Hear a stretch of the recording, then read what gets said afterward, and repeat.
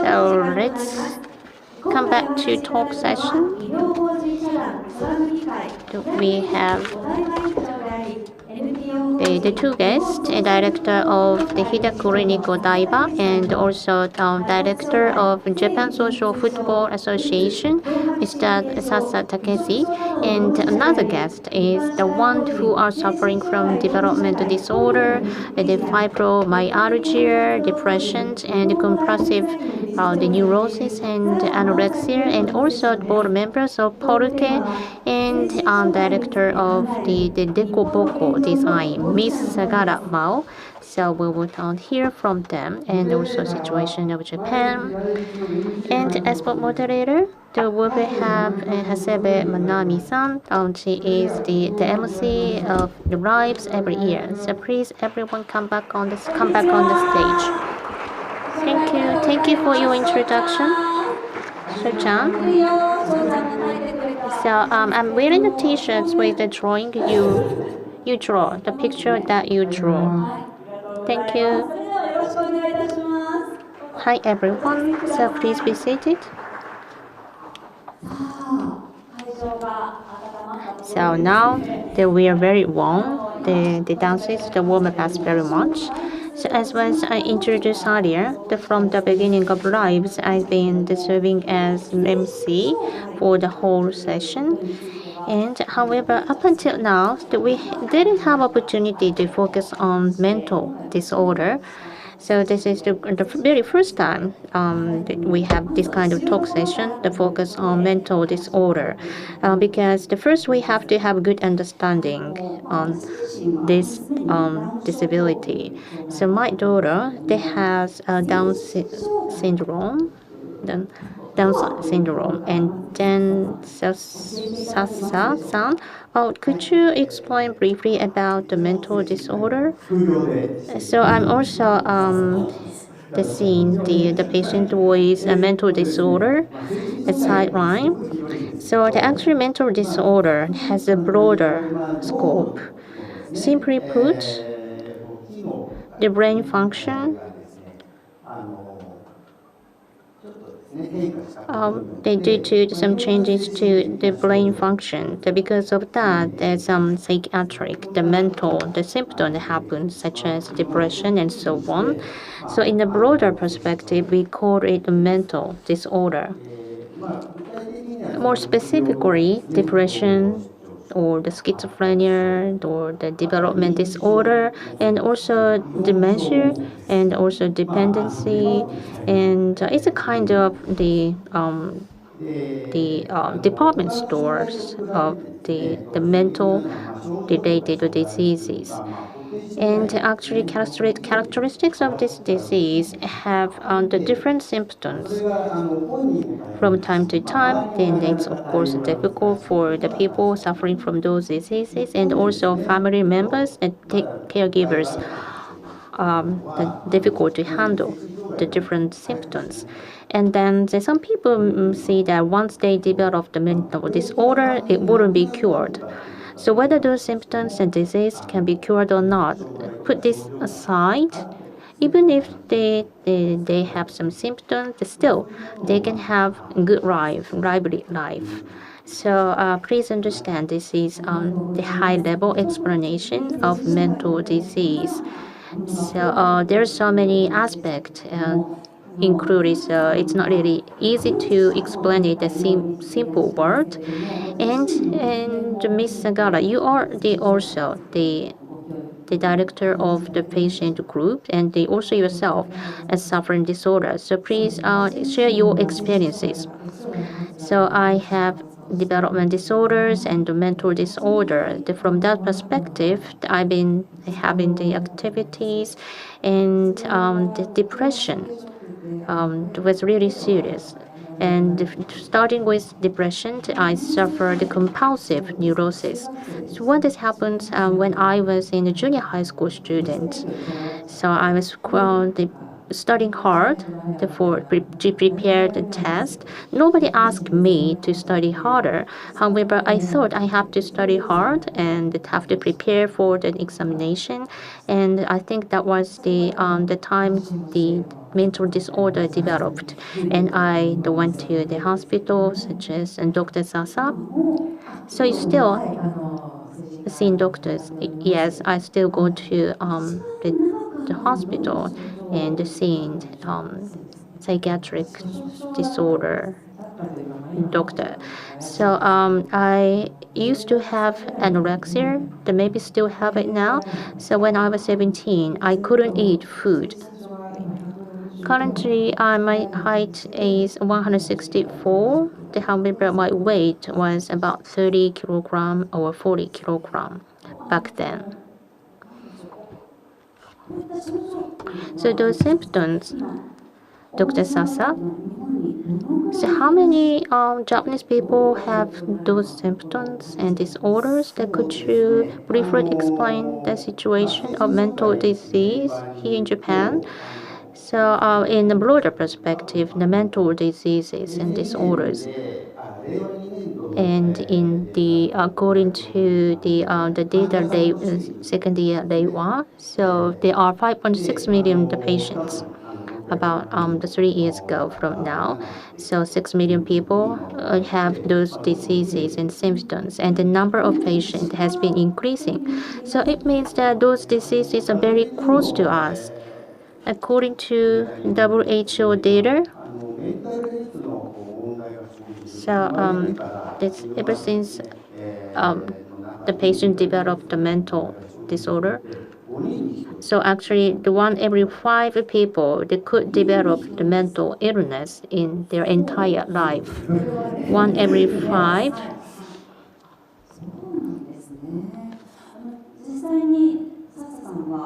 And Dr. Sasa, so you said that as sideline, you mentioned that you are also treating the mental illness patient, but what you do as a main the business. So we have a social football association in Japan. So I've been promoting the social football association, basically on the football team of the people with disability. So due to COVID, we decreased the number of the members, but across Japan.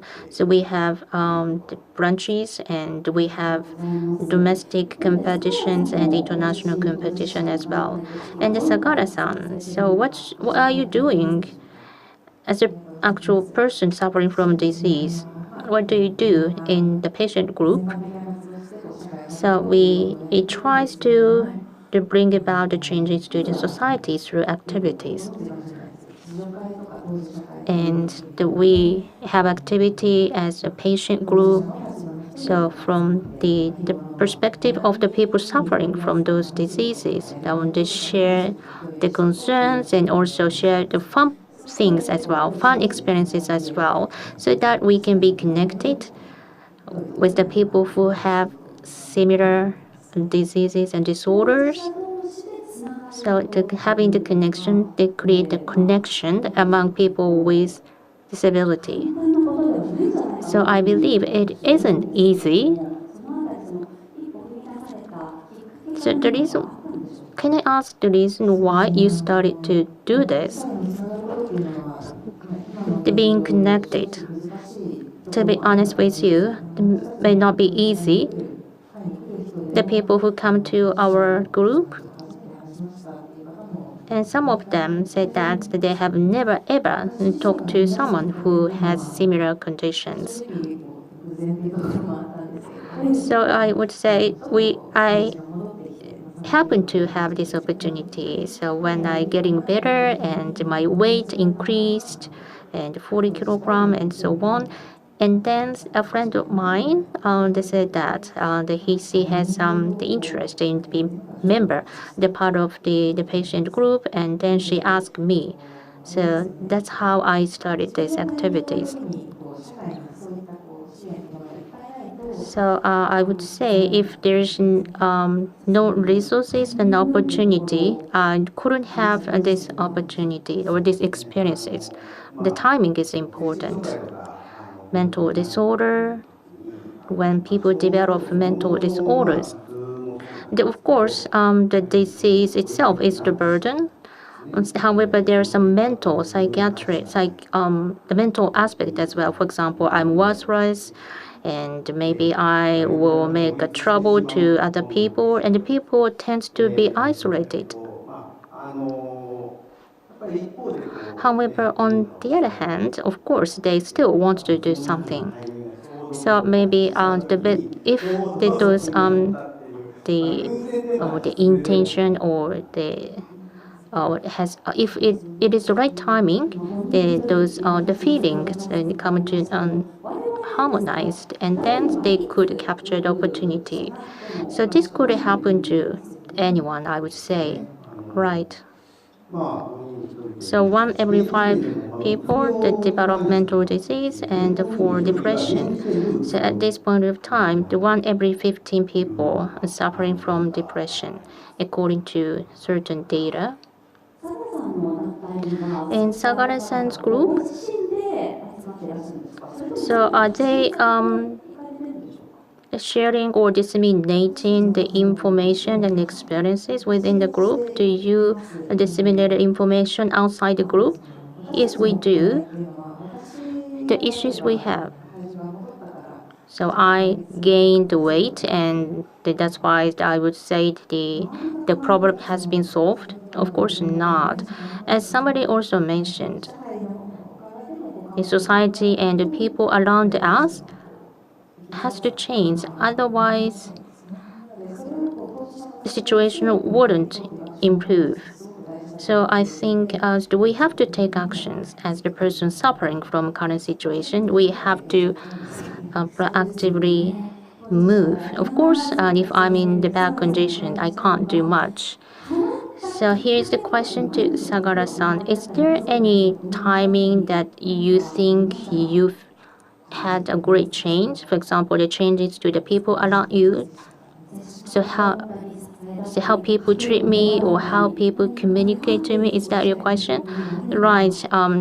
If you when have you seen the changes the how people treat you? I would say I'm very lucky to have my family. So even if I have disorder, but the family members treated as just one normal person, and I used to work at the company, and because of mental disease, I feel ill 7 times, and then my manager, I have to tell my manager to take some time off, and my manager allowed me to take time off if I don't feel well. So I would say I'm very fortunate to have those people. Dr. Sasan, of course, family members and the people at the workplace, they have to have an understanding, right? How about the understanding of the people at workplace? It may not be easy for them to understand the people with mental disorder. And there are certain rules in place. So the people expect that people follow the rules. So that is a kind of default in the society. So in the live session, we talked about that rule. They shouldn't be regarded as the default. So we have to overhaul the current perception, right? And hiring the people with disability and currently hiring the people with mental disability because of that, and the rate itself has been increasing. However, retention rate stay flat because of the difficulty in communicating with other people at workplace. The retention rate tends to be low because people without disorder, the things that current rule is a default. Everyone has to follow the rules, so that those who cannot follow the rules are something wrong or different. So I believe there are some people who don't know what to do, including myself. Even if my daughter, the same time as I do not understand why you do this now, why you say this now. And people with mental disorder and regardless disorder, whether they have a disorder or not, how we should treat them. Could you give us some tips?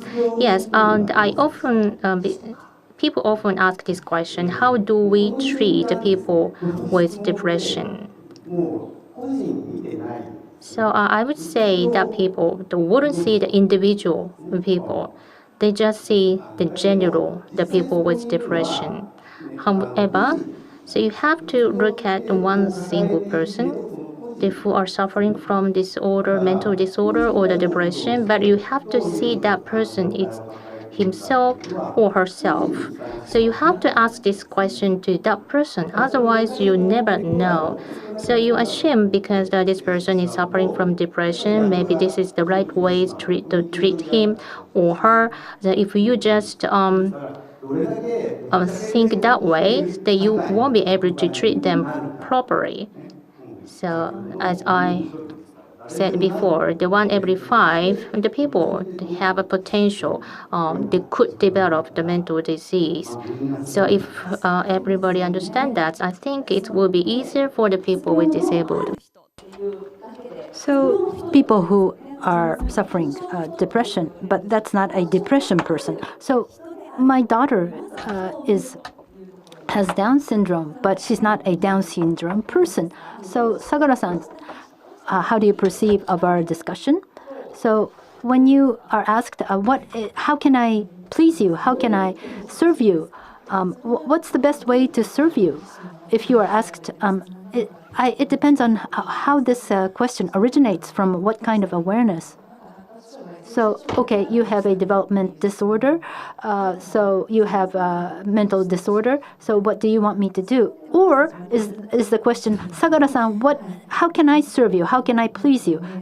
The question is different. So sometimes I don't really give a full answer. I just feel, okay, I'm not going to answer this question seriously. So Sakura-san, you yourself, what would you like to do? What is your thought? So if the message, that kind of message is delivered to you fully, then you may want to take that question seriously, and you would respond questions. You would respond seriously. So I think it's okay to make mistakes, and even if you don't like your experience, maybe later you can tell your colleagues, well, I really hated the way you asked that question. I really hated your question. And if that kind of a relationship can be developed, I think it's ideal. That's absolutely true. So we try to look at the individual, look at that person. It's not. I know we're discussing what is the definition of mental disorder, but there is no such thing as definition. There's mental disorders and cognitive impairment, and there's all kinds of symptoms. But each one of us, each one of the people with disabilities are human beings. True. So instead of labeling the person and sort of treat them in a patternized manner, instead of doing that, you yourself could be one day be a person with disability, and if you are treated in that manner, in certain patterns, stereotypically, then it's different, right? Then you would communicate differently to that person instead of just getting the knack of it. The philosophy or the way of approach, if many people can share that, it would be ideal. So labeling, it's more straightforward, and things may progress quicker if you can label. But Sagara-san said that's not true. If you label me, I understand, I get that. So can you give us a message from each one of you? Maybe Sagara-san can start. See, I myself, in the social background, we are a very idiosyncratic being. We're very different from the rest of the society. And so if you place yourself in our shoes, So in Japan, we try to harmonize and we want people to be homogeneous, and that really gives us a hard time. And I experience that in my daily life. And so I know it's important to be harmonious, but let us rethink of what's the better thing than being harmonious. Maybe I think the world will be more exciting if there are some idiosyncrasies in a harmonized world. So if people can be more acceptable, embracing of such a culture, it would be much better. Sasa-san, can I get some words from you? So injuries and disease, you present yourself to the hospital, right? But if you're mentally affected, your mentality could get injured and be troubled, and that's not a special thing, but maybe there's some background within us, maybe some thought within us thinking that we don't want to focus on it, or we don't want to face it. So through football, people grow, and all these players, athletes, they now try to want to contribute and be instrumental to other people with disabilities if they play earnestly. So if they exercise earnestly. So it's not a matter of their being protected because people are disabled. Of course, that's necessary, but to co-create and to walk along with these people is very important. And when you play football, we don't have any physical disability, so we can play together. And we say, let's kick the ball, and everybody can participate. And thank you for a very precious perspective in a very time-constrained manner. Let's give them a big round of applause. Thank you all for inviting us. Sasa-san, Sagara-san, and Haseba-san, thank you for the wonderful session.